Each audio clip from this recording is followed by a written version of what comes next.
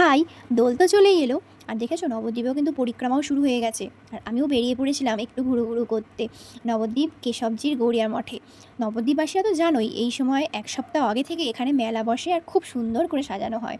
প্রচুর ভক্তবৃন্দরাও এসেছে এখানে পাঠ কীর্তন শুনতে। তারপরে আমরা ঠাকুর দর্শন করে চলে গেছিলাম পাশে একটা মিউজিয়াম আছে সেটাকে দেখতে। ওখানেও কিন্তু খুব সুন্দর করে সাজিয়েছে দেখতে পাচ্ছ। আর তার পাশেই ছিল ভক্তদের থাকার ব্যবস্থা। এই দোলের সময় কিন্তু প্রচুর ভক্তবৃন্দ এখানে আসে এবং এখানে বাসস্থান করে।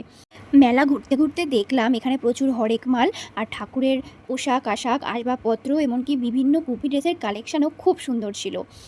আর এইখানে দেখো এই অটোটা কত সুন্দর লাগছে না, পুরো আসল অটোর মতো লাগছে। এটা তো আমার বেশ কিউট লেগেছে।